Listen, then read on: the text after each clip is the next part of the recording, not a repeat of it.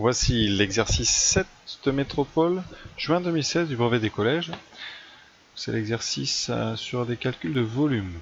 Volume d'un parallélépipède et volume d'une sphère. Et bien, comme d'habitude, je vous laisse y réfléchir et dès que vous souhaitez, vous écoutez le corrigé. Donc Antoine crée des objets. Alors, pour sa nouvelle création, il utilise un vase et les billes qui ont les caractéristiques qu'on a sur le dessin. Alors le vase, c'est un grand parallélépipède, un rectangle, de hauteur ici, donc vous avez 21,7, largeur 9, qui est en verre. Et on va avoir besoin dans l'exercice de calculer le volume d'eau qu'on peut mettre à l'intérieur, enfin le volume qu'on peut mettre à l'intérieur donc de ce parallélépipède. Donc on va essayer de mesurer ici les longueurs et les largeurs et la hauteur, sans compter évidemment les parois en verre de l'objet. Deuxième chose, on va mettre des billes à l'intérieur, des billes en verre, qui ont des formes de sphères, dont le diamètre est de 1,8 cm. La question c'est, on met 150 billes dans le vase, déjà on va voir si ça rentre, a priori vu la question ça va rentrer, et on devra calculer en fait le reste, la place qui nous reste, et est-ce que cette place est suffisante pour ajouter 1 litre d'eau. Donc on a deux choses à faire. Premièrement, je dirais que c'est calculer le volume qu'on peut mettre à l'intérieur du vase, et la deuxième chose, ça va être le volume d'une bille.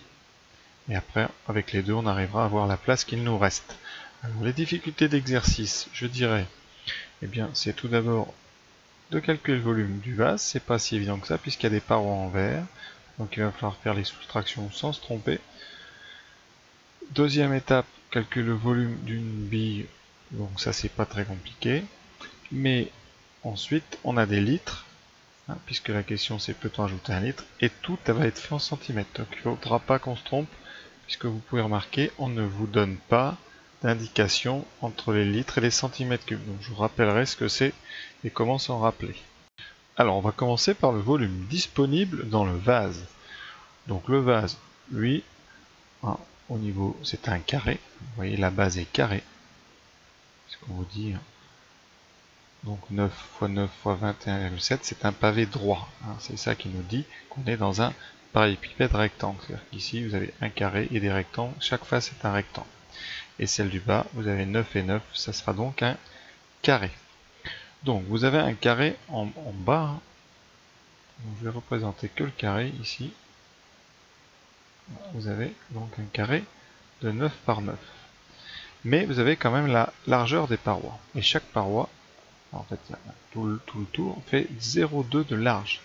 Donc ici, la vraie hauteur exploitable, c'est-à-dire que vous avez toute la paroi comme ça quand on regarde de haut, et les petites et les côtés que j'ai ici font tous 0,2 cm. Donc l'air utile, on va dire, pour mettre fait, ça va être donc l'air d'un carré qui fait non pas 9, 9, mais à chaque fois 9 moins 0,4, parce que vous enlevez 0,2 de chaque côté. Donc vous aurez à la fin ici un carré qui fait donc 8,6, puisqu'on a enlevé 0,2 à gauche et 0,2 à droite, et vous aurez 8,6 pareil. Donc vous avez 9 moins 0,4 fois 9 moins 0,4, ce qui fait 8,6 au carré. On va allumer la calculatrice. Là, je viens de le faire. On trouve donc 73,96. Donc 73,96. On a fait des centimètres. Ça sera donc des centimètres carrés. Ensuite, la hauteur utile. Là, il va falloir enlever l'épaisseur ici du socle qui fait 1,7 cm. C'est marqué en bas, épaisseur du fond. Et donc, votre hauteur utile n'est pas de 21,7, mais de 21,7 moins 1,7, c'est-à-dire 20 cm.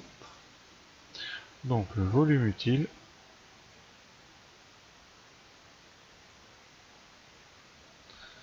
est donc de l'air utile fois la hauteur, c'est-à-dire 73,96 0,96 multiplié par 20. Tout ça, c'est des centimètres, donc on va tomber sur quelque chose en centimètres cubes. Donc tout de suite la machine, 73 fois donc multiplié bien, par 20, on trouve 1479,2. 1479,2 centimètres cubes. Donc ça, on va le noter. Voilà, donc volume utile, c'est donc 1479,2 centimètres cubes. Voilà, maintenant la deuxième étape du calcul, ça va être le volume des 150 billes. Donc on va commencer par calculer le volume d'une bille, et on multipliera par 150 pour avoir le volume des 150 billes. Alors le volume d'une bille, on vous rappelle la formule, la bille est une sphère, et la sphère, une boule, c'est 4 tiers multiplié par pi, multiplié par le rayon au cube. Or ici, le diamètre fait 1,8. Donc diamètre égale 1,8 cm. Donc rayon, que j'ai appelé grand R, c'est 0,9 cm. Donc votre volume ici, c'est 4 tiers de pi fois 0,9 au cube. Et là, encore une fois, on utilise tout de suite, là on n'a pas le choix, la calculatrice. Donc c'est 4 tiers fois pi fois 0,9 au cube. Donc, voilà. Et on trouve, alors on va garder quand même, c'est tout petit, mais comme on va multiplier par 150, on va garder 3 chiffres après virgule. Donc 3,054. 3,054 cm3. Et maintenant, on va faire le volume des 150 billes. Donc le volume, c'est 150 fois 3,054. Voilà, j'ai gardé mon calcul précédent, donc à la rigueur, comme ça sera encore plus précis. Fois 150, on obtient. Donc, on va arrondir comme tout à l'heure à, on va dire à un chiffre après virgule, donc 458. Donc arrondi 458 cm3. Tout ça à 0,1 cm3 près. Alors la question, c'est maintenant bien est-ce qu'on peut rajouter 1 litre dans notre volume utile sans que ça dépasse? Donc, combien reste-t-il? Donc, volume restant,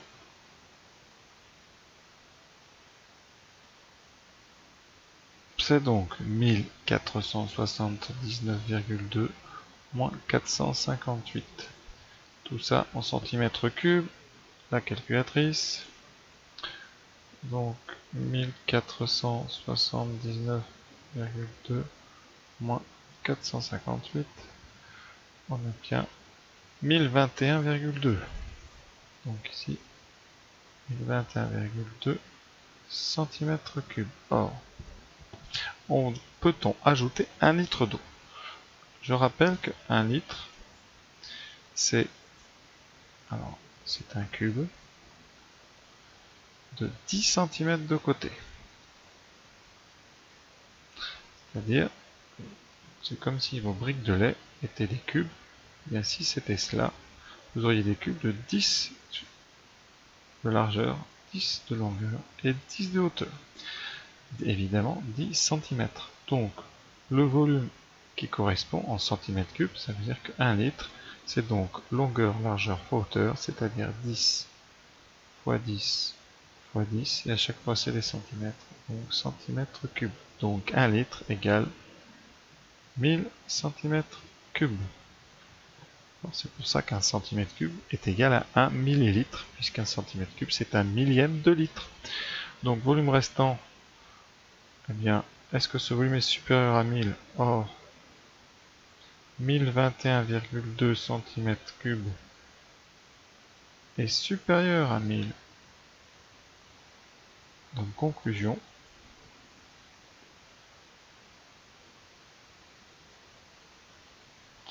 on peut tout à fait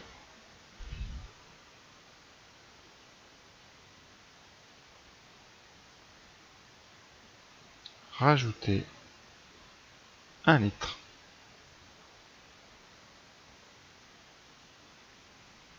sans déborder.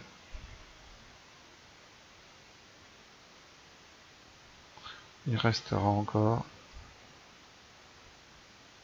il y a la différence des deux, 21,2 cm3 de libre. Donc voilà ce joli exercice terminé. J'espère que ça vous a plu et que j'ai été clair. Et évidemment, bonne fin de journée à vous.